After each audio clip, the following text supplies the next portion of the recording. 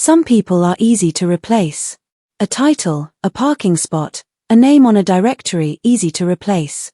But every company has exactly one person nobody can actually replace, and most companies never find out who that person is until it's already too late. For 14 years, that person at Ashford Meridian Group was me. My name is Renee Calloway, and on an ordinary Tuesday morning, the company I had quietly built my entire career around decided I was disposable. They had no idea what they were about to lose. It started with something small. A new badge reader had gone up near my floor that week, the kind that logs every entry instead of just buzzing you through. I scanned in like always. The light blinked yellow instead of green. Almost nothing. I told myself it was a glitch and went back to my desk. I almost believed that, right up until Melissa from HR knocked on my cubicle wall an hour later and asked if I had a minute. I always had a minute. That was the problem with people like me. We always had a minute, an hour, a weekend, a holiday. Whatever the company needed, we gave it, quietly, without complaint, without anyone really noticing. 2 years earlier, I missed my own sister's wedding rehearsal because a federal filing deadline landed the same week, and nobody at Ashford Meridian ever knew that, because I never told them. I didn't want anyone keeping score of what I gave up. I just gave it. Officially, my title was Senior Compliance and Risk Integration Officer. Unofficially, I was the only person at Ashford Meridian who fully understood how our $480 million acquisition by Calder Worth Holdings actually worked. Not the press release version. The real one. Every regulatory checkpoint, every federal disclosure, every safeguard standing between a clean merger and a legal catastrophe, I had built it, piece by piece, over more than a decade. Executives loved talking about the deal in interviews. Investors loved celebrating it on quarterly calls. Almost none of them understood that the entire transaction legally depended on one small, federally mandated detail buried on page 211 of an agreement nobody had actually finished reading. I read it. I always read everything. That's what quiet people do. We notice exactly what loud people skip. The deal was scheduled to finalize in 96 hours. Every checkpoint was green. Every signature was collected. Almost everything was ready. Almost. What none of them understood yet, what they wouldn't understand for several more days, was that I wasn't just an employee sitting quietly in the corner of their celebration. I was the foundation underneath the whole thing. And foundations don't ask permission before they crack. The man who'd walked into the building 3 weeks earlier called himself a transformation expert. His name was Derek Lansing, freshly hired as Chief Transformation Officer, and from the moment he stepped off the elevator in a suit that cost more than most people's monthly rent, you could tell exactly what kind of leader he was. The kind who confuses being noticed with being valuable. The kind who looks at a department he doesn't understand and assumes nobody inside it actually matters. His first all-hands speech ran 40 minutes under a slide that read operational efficiency through strategic realignment. The room applauded like he'd discovered electricity. I spent the entire speech quietly fixing a database synchronization error on my laptop, the kind of invisible work that was keeping his own acquisition timeline from collapsing without him ever knowing it needed fixing in the first place. 3 hours after that meeting, there was a knock on my door. Melissa again. This time, 2 people from HR stood behind her, and neither one of them could look me in the eye. I already knew. There's a sound a closing door makes that's different from every other sound in a building, and after 14 years in corporate America, I'd learned to recognize it from a hallway away. The conference room they walked me into had the kind of furniture companies buy specifically to make hard conversations feel sterile. A long table. Beige walls. A folder already sitting closed in the center, like a verdict written before I ever sat down. Renee, the HR director said, reading carefully from a script, following a strategic review of organizational structure, we've determined your role no longer aligns with where the company is headed. 14 years, reduced to one sentence written by someone who probably hadn't worked there long enough to know my last name without checking a badge. They used words like restructuring, streamlining, right-sizing. The vocabulary companies invent specifically so they never have to say the only sentence that's actually true: we don't think you matter enough to keep. They were wrong. They just didn't know it yet. You'll need to return your equipment and badge by end of day, the second HR rep added. Security's already been informed. Security. Not colleague. Not 14-year veteran. Security, like I was something that needed to be contained on the way out. I nodded once. I didn't argue. I didn't raise my voice. People know exactly how to handle anger. Almost nobody knows how to handle calm. And calm was the only weapon I had left in that room, so I used it. By the time I reached the lobby carrying a small cardboard box with a coffee mug and a framed photo from a retreat nobody remembered attending, the digital employee directory near the elevators had already updated. My name sat there in plain black letters. Calloway, access revoked. They had revoked my badge before I even finished packing my desk. 14 years, erased in less time than it takes to brew a pot of coffee. That stung more than the firing itself. Not because I needed their gratitude. Because it told me exactly how little they'd actually ever seen me. My assistant Naomi caught me near the elevators, eyes red. "This is insane," she whispered. "You basically run this place." "Not anymore," I said, and gave her the smallest smile I could manage. "Take care of yourself in there." She didn't smile back. I think she already knew something I hadn't said out loud yet. I drove home in silence. No calls. No apology texts. Nobody from leadership reaching out to check if I was okay, which told me everything about how replaceable they believed I was. But here's the part none of them had bothered to ask. What exactly happens to a $480 million acquisition when the only certified person holding it together simply stops? At my kitchen table, I opened my laptop and logged into a personal application most people at Ashford Meridian didn't even know existed. It needed biometric verification, my thumbprint, not a company login, because the credential inside it had never belonged to the company in the first place. It belonged to me.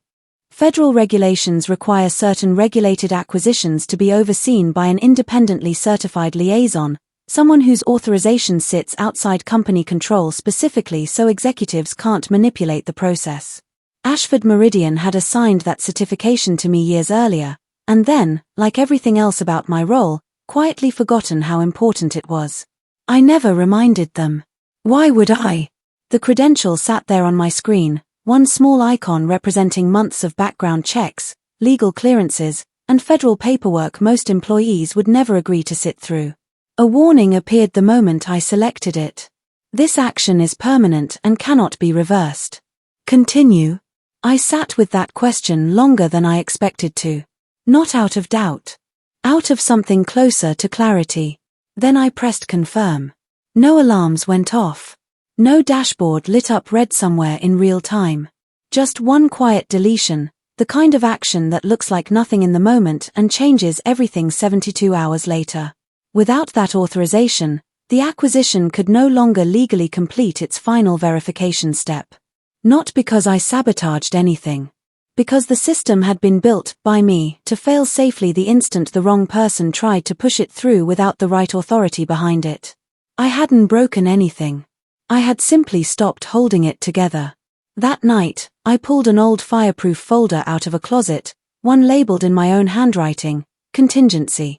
Inside was a clause I had flagged years earlier and never stopped thinking about, Section 14B of the original agreement, the Federal Liaison Continuity Clause.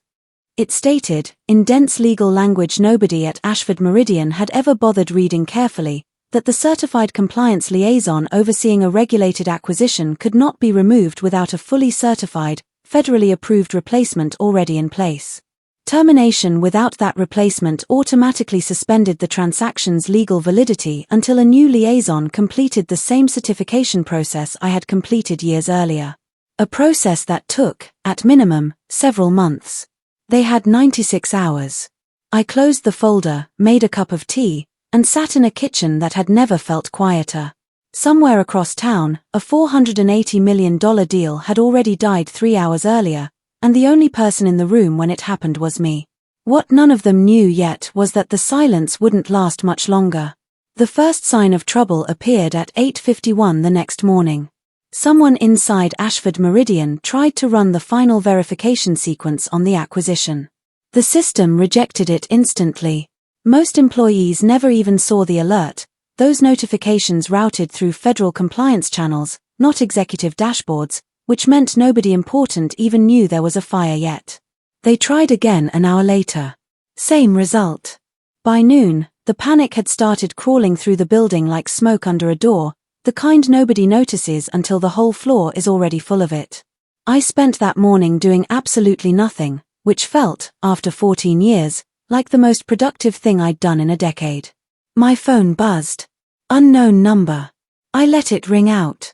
A few minutes later, an email arrived from Calder Worth Holdings' legal department, careful and formal, clearly written by someone who already suspected the answer they didn't want to hear. They wanted confirmation of my current employment status. I replied with one sentence: I am no longer employed by Ashford Meridian Group as of yesterday afternoon. I attached my termination letter and pressed send. 3 minutes later, my phone rang again. This time I answered. Renee, the voice said, careful, controlled. Please tell me this is some kind of misunderstanding. It was Patrick Reyes, Calder Worth's compliance director, one of the only executives on either side of this deal who actually read documents before signing them. No misunderstanding, I said. They let me go yesterday. No replacement was certified. A long pause. I could hear papers shuffling somewhere on his end, the particular sound of someone realizing exactly how much trouble he was actually in. They can't do that, he said. They can legally terminate me, I said. What they can't do is finish this acquisition without me. The silence afterward said more than either of us could have. By early afternoon, Naomi started texting. Renee, what is Section 14B? Then, Renee, seriously, everyone down here is losing it. Then, legal just pulled the original agreement. Half the executive floor is in one conference room right now. I smiled for the first time all day and typed back 4 words. Read the whole section. After that, my phone didn't stop buzzing. Calls. Voicemails. Messages from people who hadn't spoken to me in years, suddenly desperate to remember my name. One voicemail came from the CFO, his voice noticeably tighter than I'd ever heard it. Renee, there seems to be some confusion regarding the acquisition's authorization status. Please call back at your earliest convenience. Confusion. That word again, the one corporate people reach for whenever they're too embarrassed to say the truth out loud. Then Derek called. I let it ring out completely, all the way to voicemail, and listened to it exactly once. Renee, this is Derek. I think there's been a miscommunication about your departure. I'd appreciate the chance to talk this through. Miscommunication. I deleted it without saving a copy. By the next morning, Calder Worth officially suspended all approval activity on the acquisition. Not public yet, but inside both companies, everything had already changed. Every meeting became an emergency meeting. Every deadline turned into a crisis nobody knew how to manage, because the only person who had ever fully understood the process wasn't in the building anymore, and they had thrown her out themselves. The board meeting started at 8 the following morning. By 8:15, it had completely fallen apart.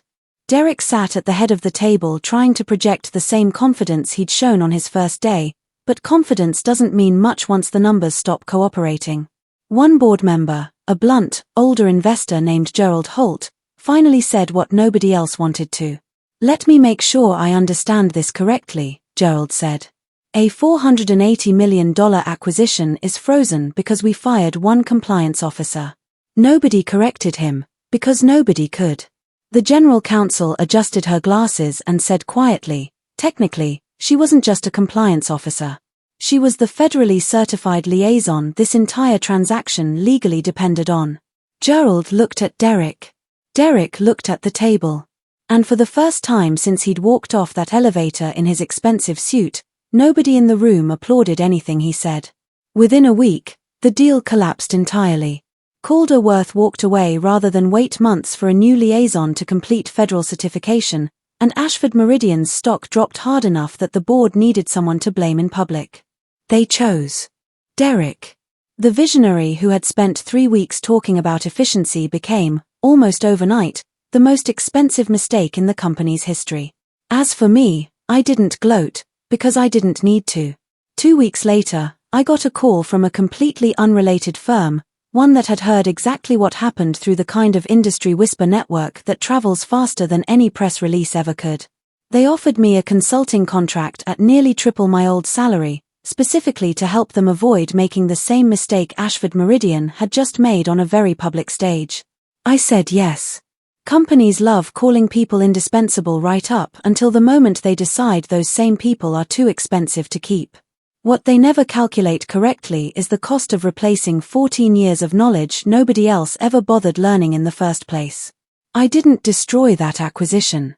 I just stopped being the only thing holding it together, and let everyone finally see exactly how much weight I had been carrying in silence the entire time.